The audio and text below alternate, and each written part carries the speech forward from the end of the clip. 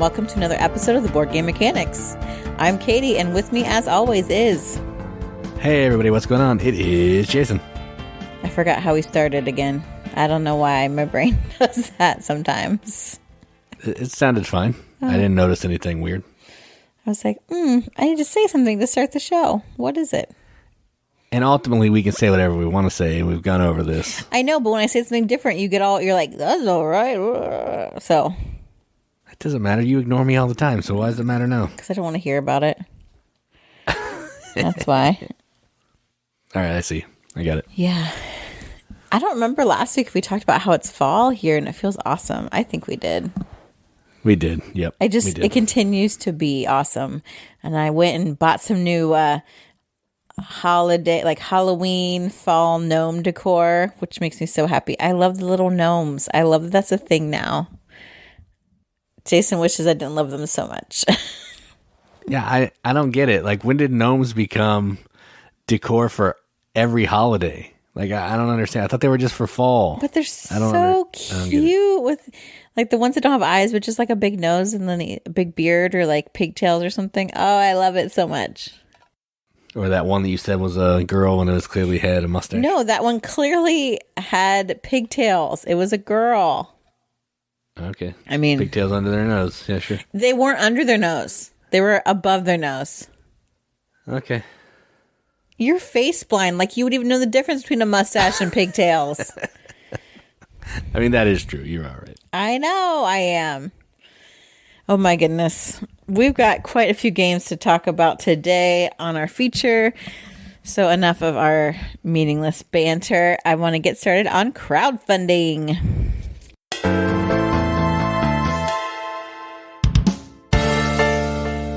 The first game on crowdfunding, I have been keeping my eye on for a while, and maybe it's not the best kind of choice, but I like to try and talk to certain Kickstarter projects like closer towards the end. I don't know, it creates excitement. Or there's just so many. I'm like, well, I'll just talk to ones that are in like the last 7 to 10 days. So I watched this one for a while, and it's called Age of Inventors. This is by Meeples. So it's this like a small indie company in Athens, Greece. So this is the first Kickstarter that they've created. And Jason was telling me, he's like, oh, that looks like an Eagle Griffin game or something, but from the components, which is actually a compliment. So you know the components are good. So Age of Inventors is a game where this is like the second half of the 19th century, and we are moving forward in the age of steam and inventions, and we're changing how people live and work and travel and communicate. And so you are a part of that as an inventor. And in the game, you're trying to create inventions. You're working in your lab. I like that the laboratories are asymmetrical on how they're set up. So you are selecting equipment to upgrade your lab. You can get bonuses through doing that. Your equipment gets activated, and so it's going to give you these resources that you can use then to, like, you can send your lab assistants to maybe convert resources, because that's out on the board as well. You are going to, some of those resources are going to help you get some ingenuity, so you can move up on the ingenuity track.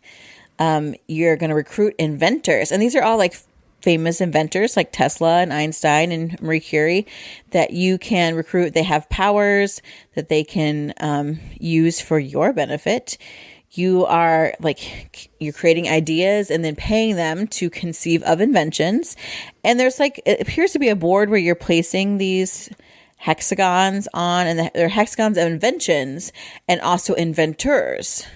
To like kind of, it appears to like create bonuses and things that can help you get points.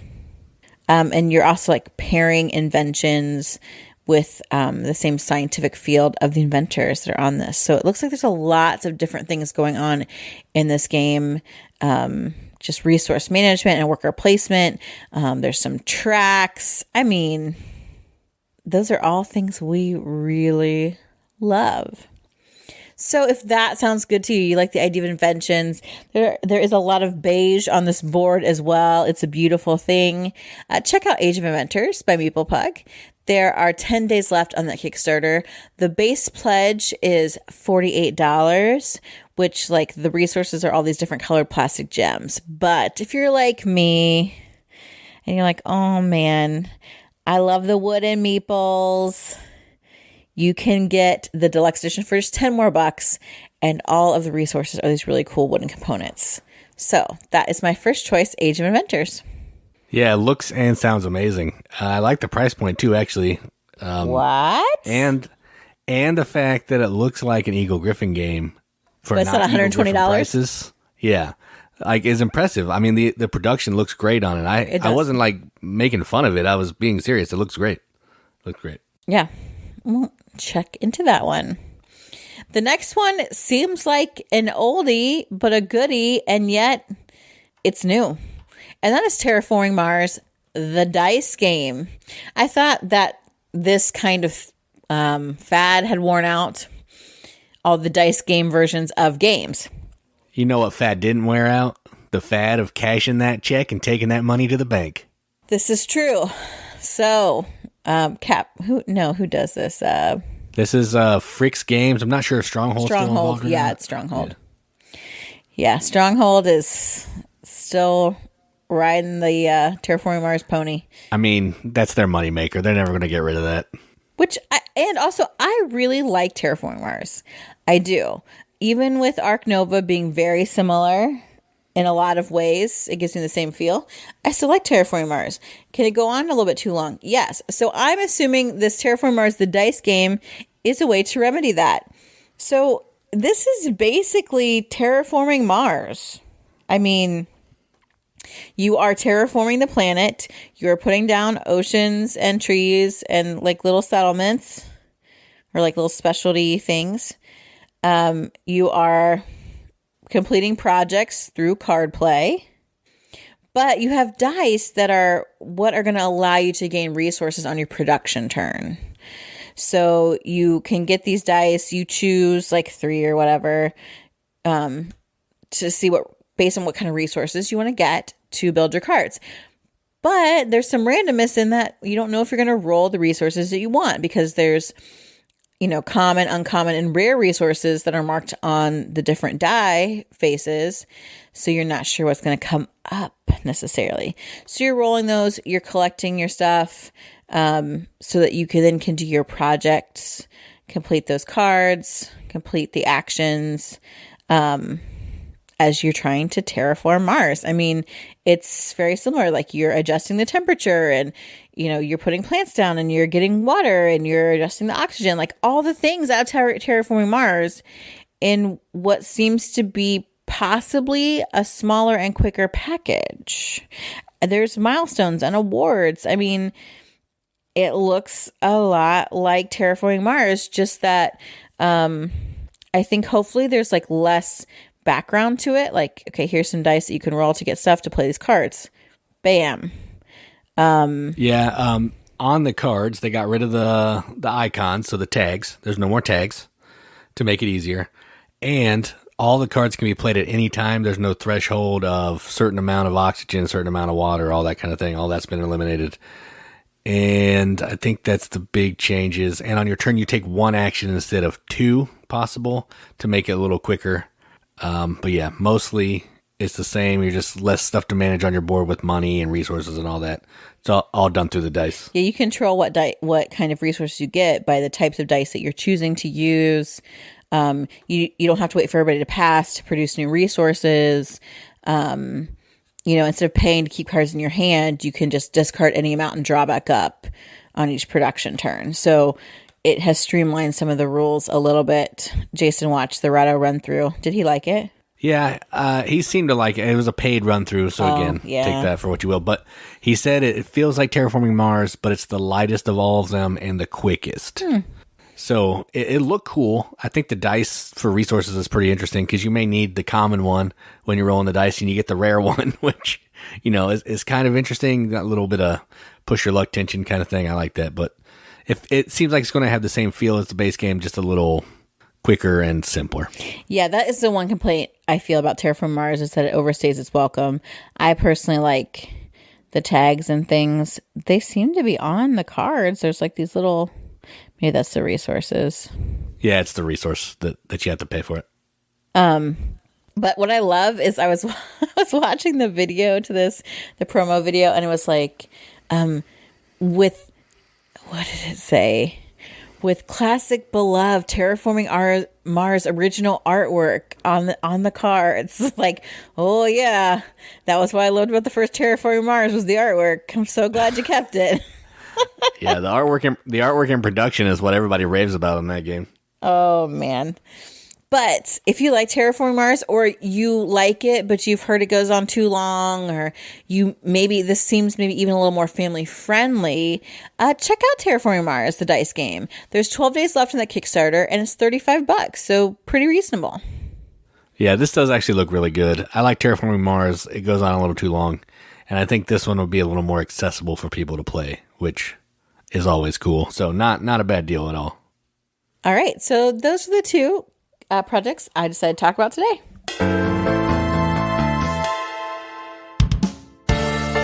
All right, so let's talk about some games that we played. Now, we're going to have one that we played together, and then a couple that I played without Katie, but she's going to chime in on one because she basically watched the whole thing.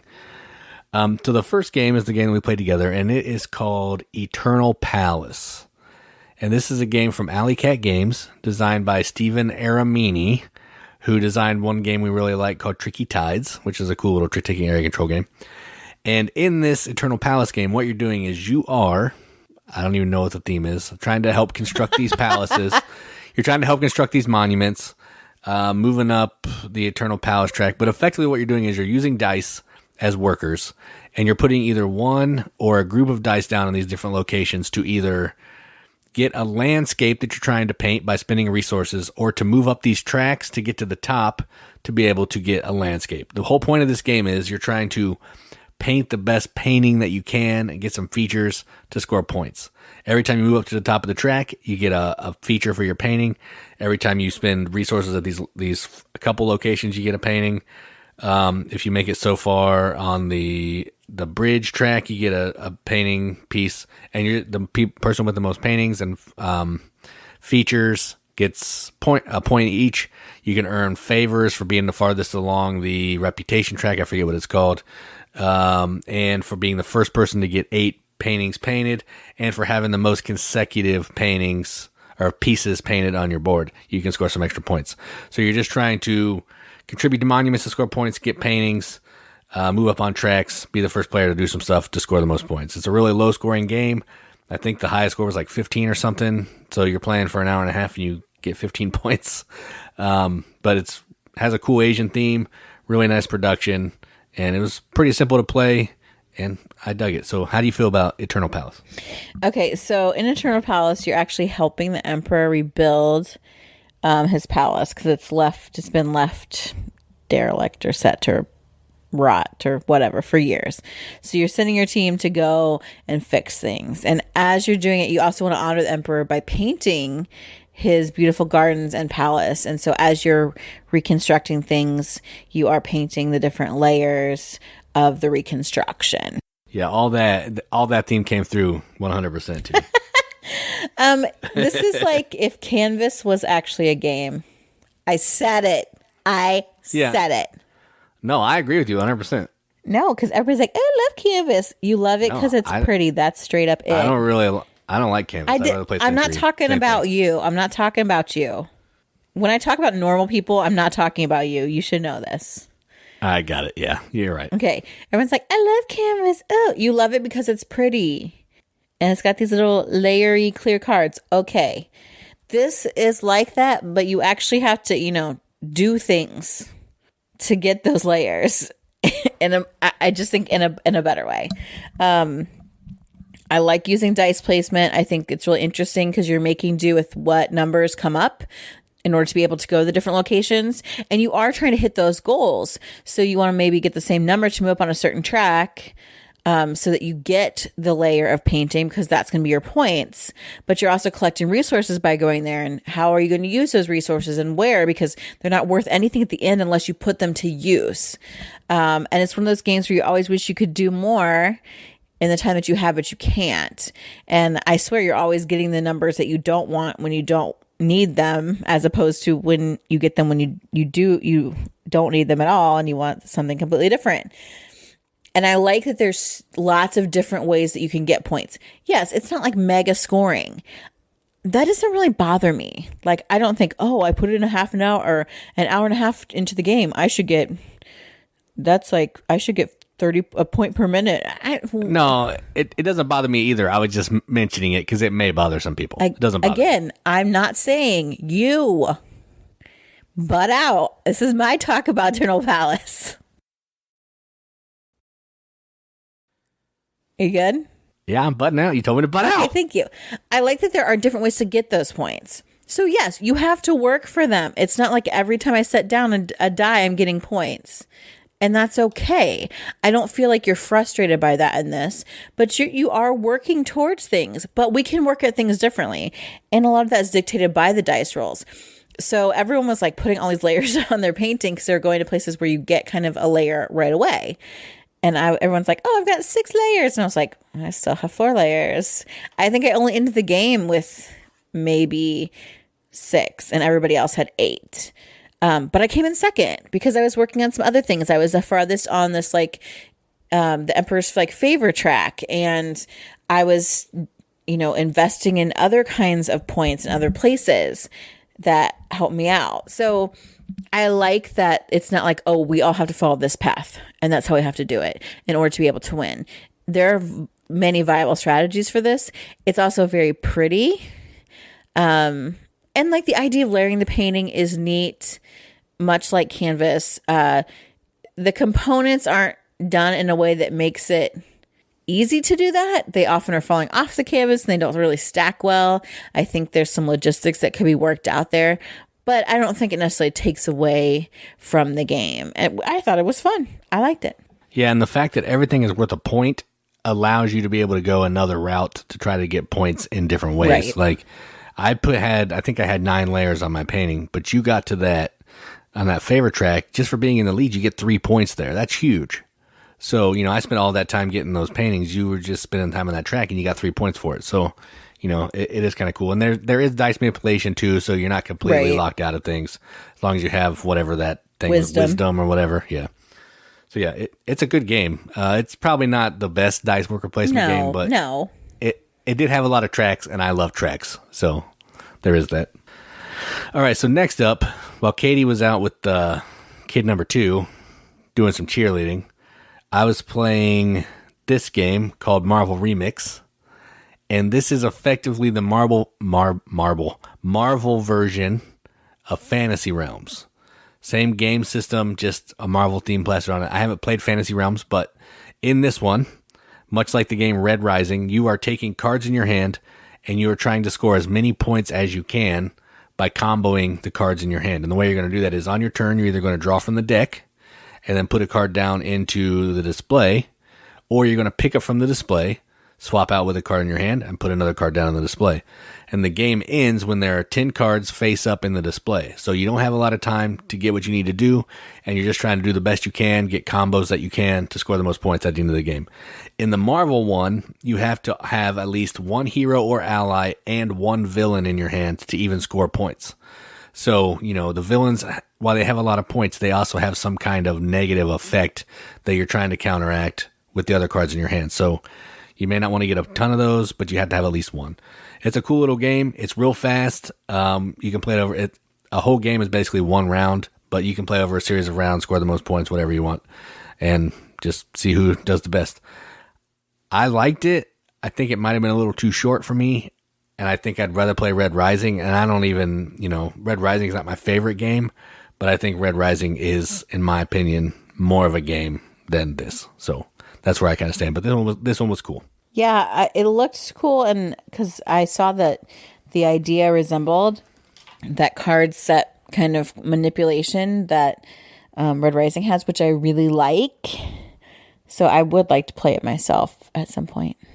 Yeah, well, I'm sure Chris will bring it over some other time if I asked him.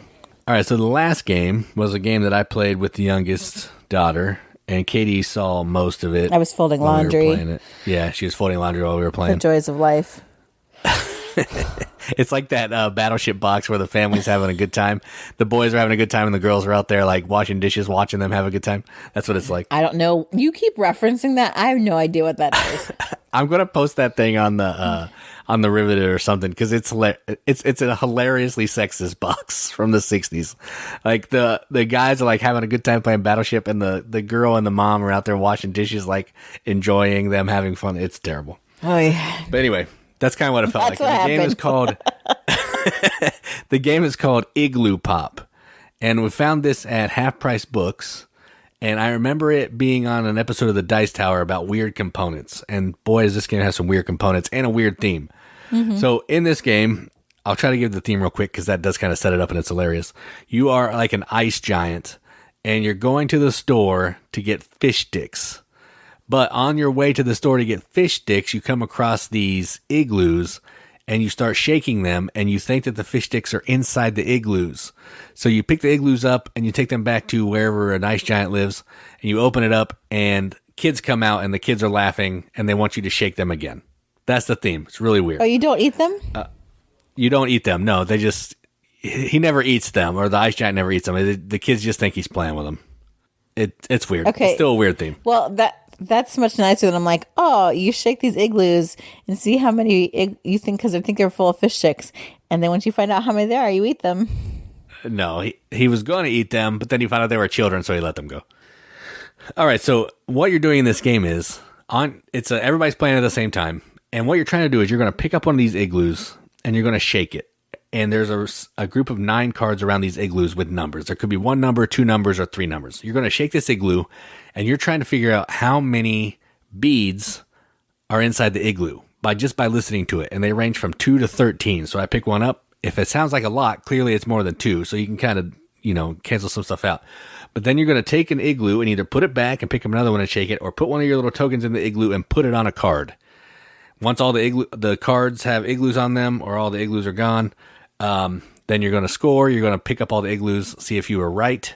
If you were right and you're the only person on the card, you get your token back, which is worth a point at the end of the game, and the card, which could be worth 1, 2, or 3 based on how. If it's 1 number, it's worth 3. If it's 2 numbers, it's worth 2. If it's 3 numbers, it's worth 1 because it's easier. And then if there's other people on the card and they also get it right, whoever has the highest takes the card and everybody else gets their token back as long as they're right. If you're the only one that's correct, you take everybody else's tokens and you get the card. And you're just trying to have the most points with cards and tokens at the end of the game to be the winner. And the game's going to end when either the deck runs out or someone is out of tokens. And then whoever has the most points is the winner. Silly little game, but has a great gimmick, and I love a gimmick. So that is Igloo Pop. It is, like, the little igloos are really cute. And I think that the theme is hilarious. Because at first so of course our daughter is like, Mommy, listen to these two. Which one do you think has more? Because she loves to play games like that. So I'm like, oh, I don't know. She brings me like one has like 10 or 9 and the other one has 11. Let me tell you, the difference between 9 and 11 beads is basically non-existent. It is non-existent, yeah. So it is difficult. I don't know if there's a good strategy to this. I'm sure there is. But it looks really fun and cute. She wanted me to play it with her the other day, but you weren't here.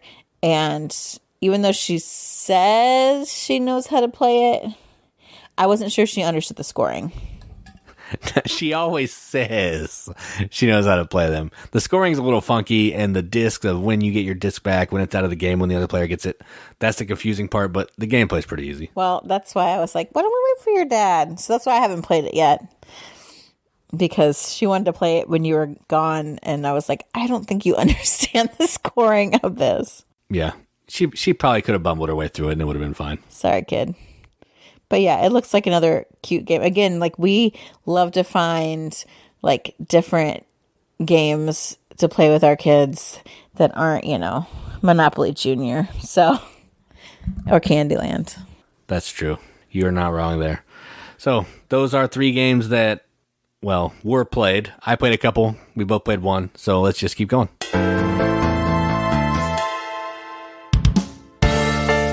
All right, this week's feature, we are back with What's on the Shelf. We have moved down in our little sort of square shelves. If you follow us on any of our social medias, you might have noticed that Jason has been up to rearranging the game shelves again. So I'm not sure how that's going to bode well for the future of the What's on the Shelf segment. None of them that we're going through yet. I'm on the other side of the room. We're good. We're all good. He says that now. But what if you move things from one side to like the other that we've already talked about and then go back to the shelf? I think we'll be okay. We're just pretty okay. That's fine. This may be a short-lived series. That's right. I mean, we're going to be starting our top 100 anyway soon. So we are. We're going to hit our top 100 soon. So we'll forget all about the shelves. That's true. That's usually how it goes. But we've got another small-ish shelf that has quite an interesting variety of games. And so Jason's going to talk about our first one that he had a ridiculous obsession with, went on like a feeding frenzy to find it. So get us started, babe. All right, so this was the game that I wanted so bad because it's so good. And it is called Scout. Scout is the first game on the shelf. It's a little tiny card game. We actually have the not popular new Oink version. It's from another company. Same game, just different art. And this is a game about like a trick-taking game, kind of ladder climbing game where you're trying to get rid of all your cards. You're going to play down a group of cards. The person after you either has to beat your group of cards by playing either a same set or a better run. And if they can't do that, they can scout from you, which means they take one of your cards, you get a point. And then the person after them can then try to beat your play and all that kind of thing.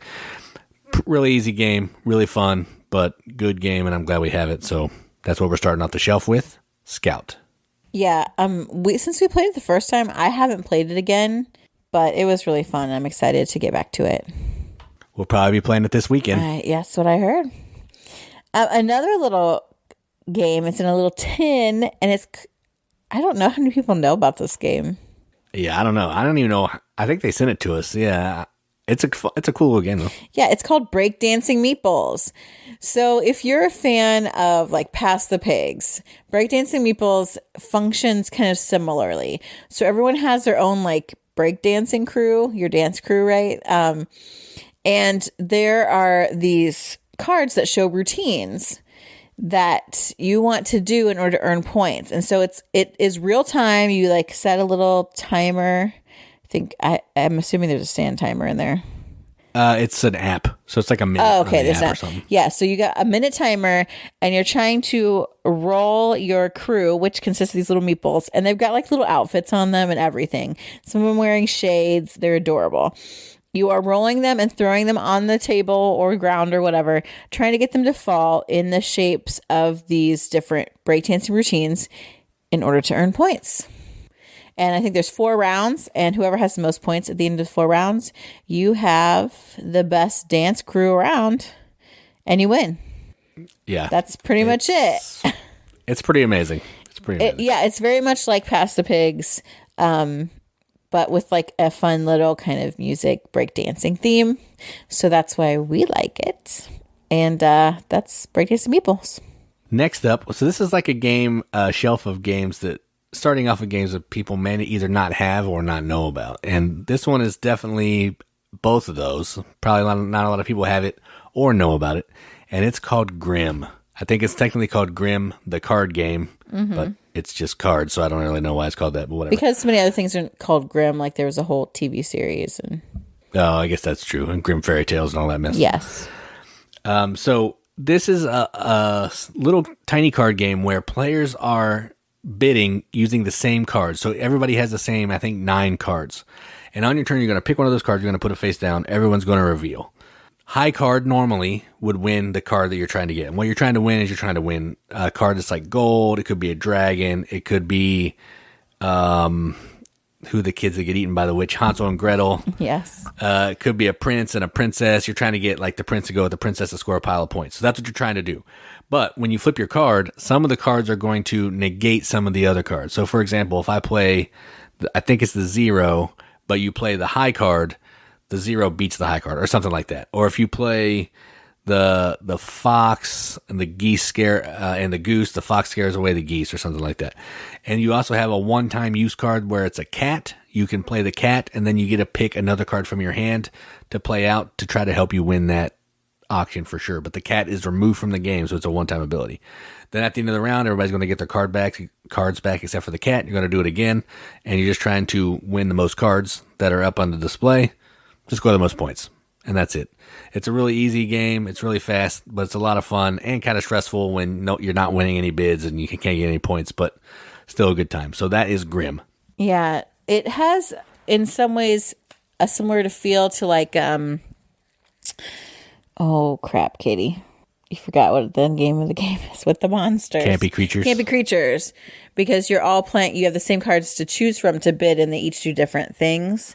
But you're also trying to get these particular cards, which I guess in the same way, because you're collecting humans and their set collection.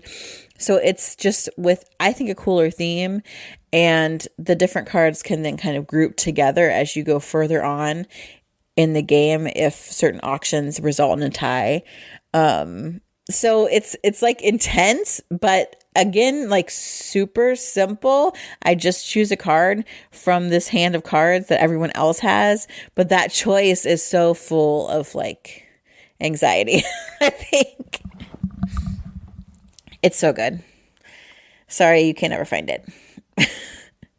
Yeah, good luck. Yeah, sorry.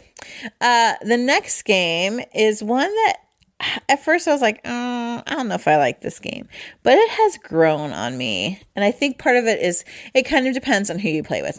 And that game is GoodCritters. So GoodCritters is kind of like is mobster based, but it's with animals, hence the critters. So like Goodfellas, but it's critters. Get it? Good critters. So GoodCritters is about basically like the best part of the heist, which is where you divide the loot. So the heist already happened.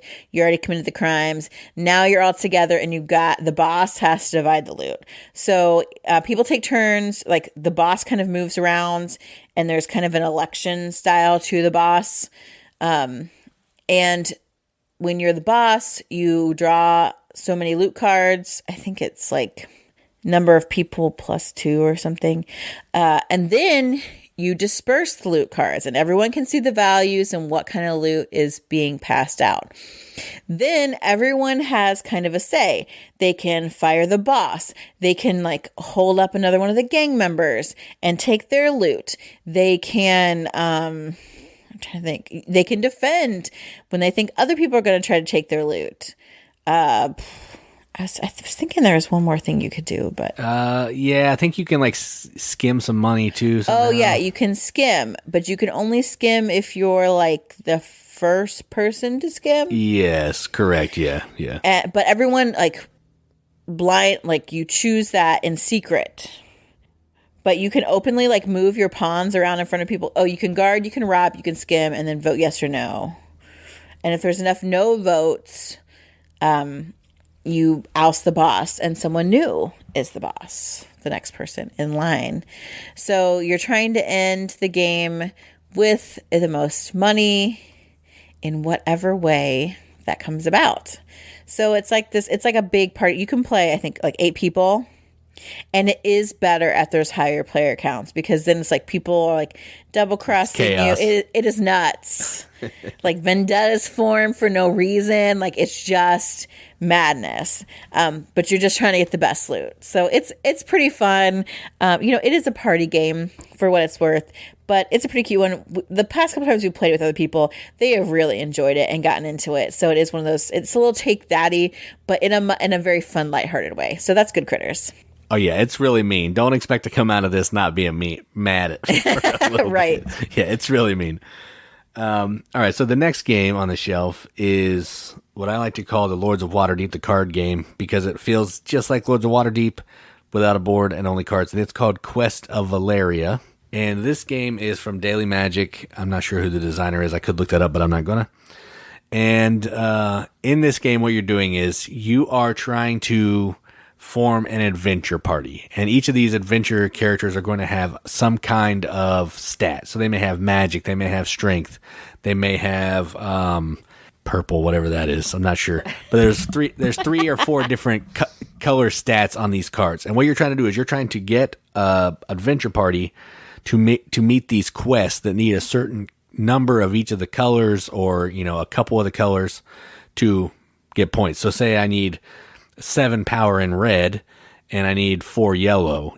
In my cards that I have face up in front of me that I've recruited, I need to have those statistics, turn them in, and I can complete that quest and score points. And you're trying to be the first player to complete a certain number of quests in the game, and then you want to have the most points at the end of the game. You're going to have your own little special secret goal, which could give you points based on what kind of quest you complete, how many quests you complete, all that kind of thing. And in this game, there is a character that I'm always playing as, and it's Rado. He's one of the player abilities. I love playing as Rado. It's cool.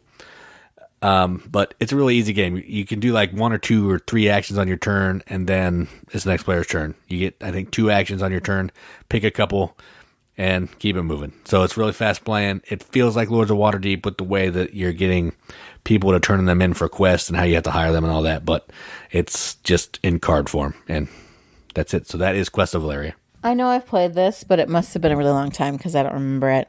We've had it for a long time, so that's a possibility. We have. The next game is, like I mentioned in the news, one of those kind of trends where there was an original game and then they made a dice game. But I honestly think this is definitely the quicker version of this game. And that is Bang, the dice game. Now, Bang and I go way back. This is one of my very first games. I played it in college all the time. My sophomore year of college, we had this one group of guys that were good friends, and we were like, all right, it's open dorms. Let's go play a round of Bang, and we'll have a beer run. I went to a Christian college. It wasn't very exciting. We had lots of rules, but we could play Bang. But it did take a while because you could keep getting health back and trying to figure out who you could spend your... Bang the dice game takes Bang and speeds it up. So if you get bullets, you have to expend them. You're not holding on to them in their hand. You've rolled the dice. You have to resolve what's there. Also, dynamite comes out and blows up all the time. People, you get arrows. Native Americans come and attack you. And tough luck. Like, those just pile up and you can't really get away from them. So it is Bang on speed. But it's a great way to teach the concept of Bang. And like, the entry point is super low. You can teach anybody Bang the dice game. Like, roll these dice. This is what each of these dice do. Go.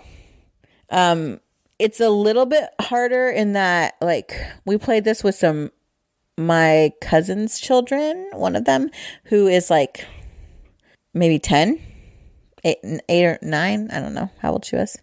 Like around that 8 to 10 range. And like, the renegade role is difficult. So this is like social deduction in some ways. Like, you have a sheriff. Everybody knows who the sheriff is.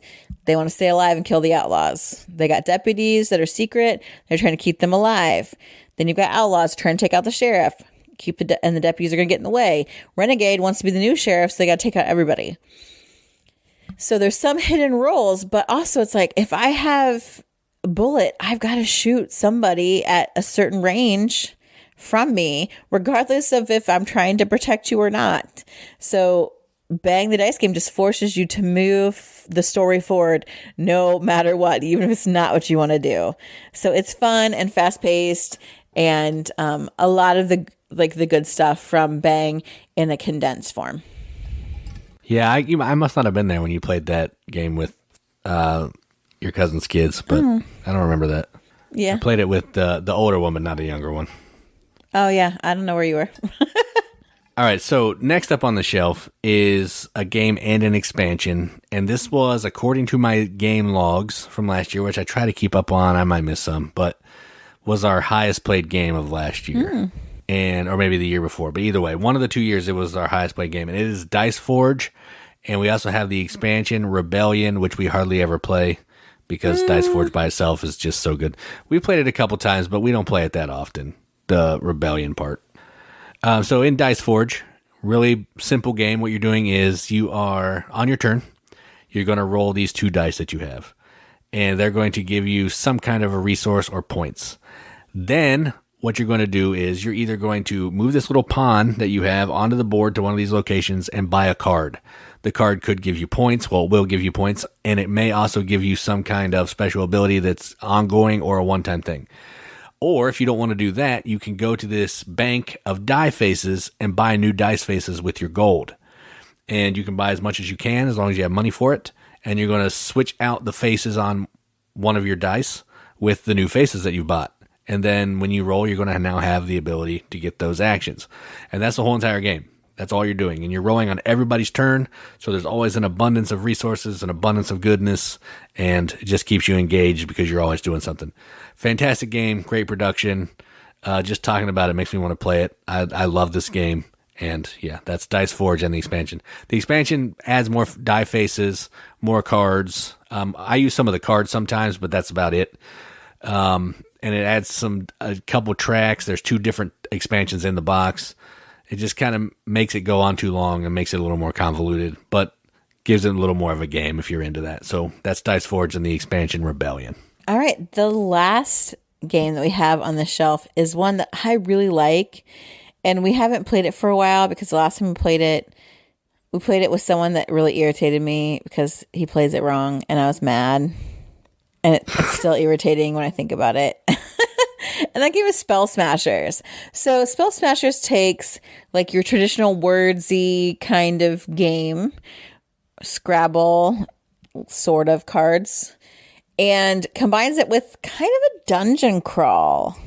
So you've got these monsters that come out and you have to defeat them. And you defeat them by using the cards in your hand that have letters on them and making words. And you're trying to put together words that are going to deal the most damage to these monsters and defeat them.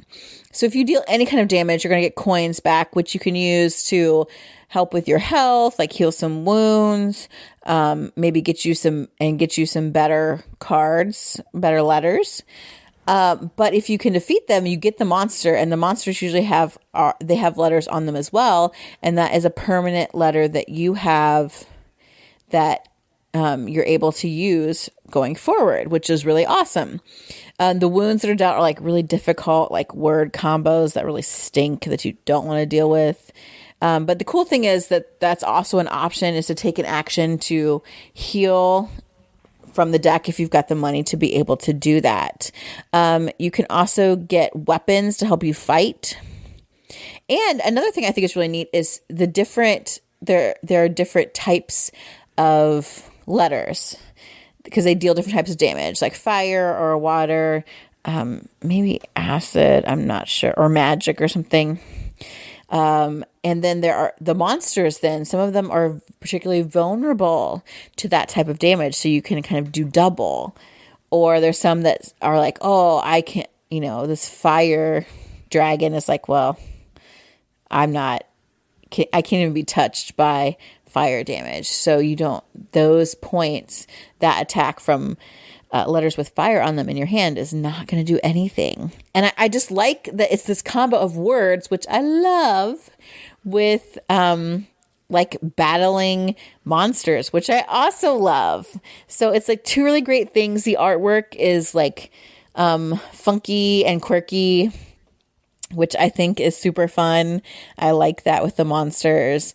There's like really fun armor and weapons that you can get, like the consonant commandment that you can play and use this in your word as any consonant with 1 wild damage, which I think is fun, or the pristine plate mail. So there's a lot of fun stuff going on in this game.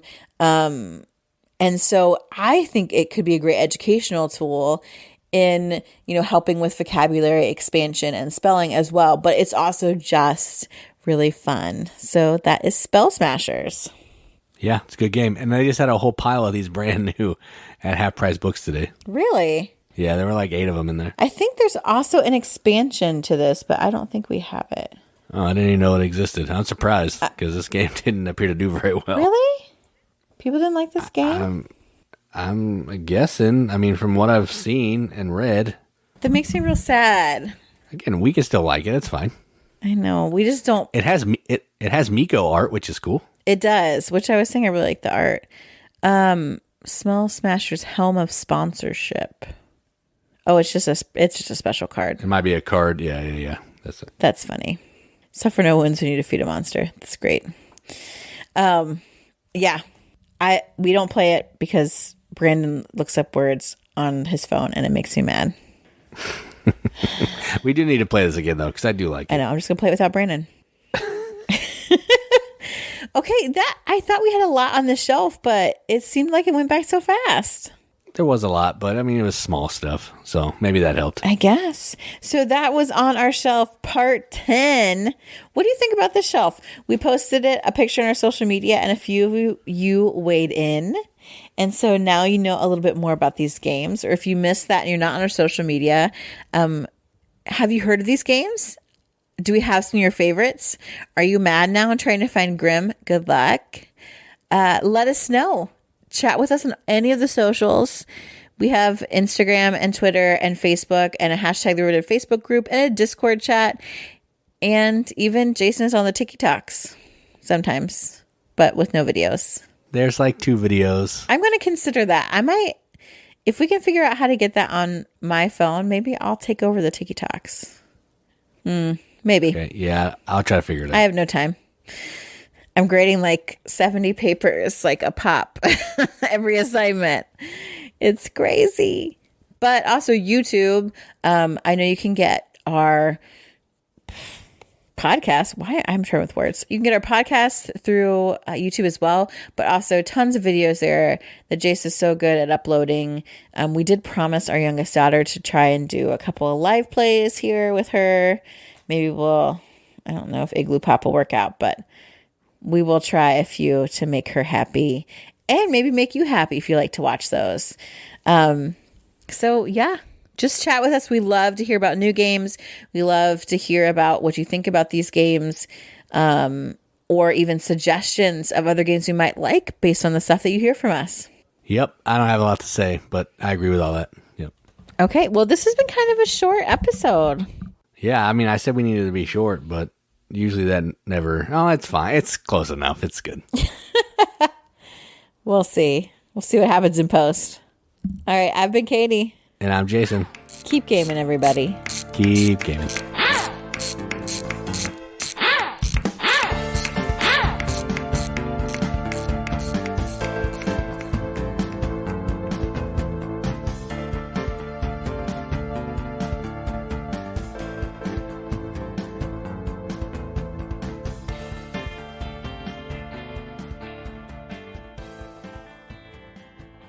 I wonder how many people think that I'm a complete moron because I space out all the time while I'm talking on the podcast.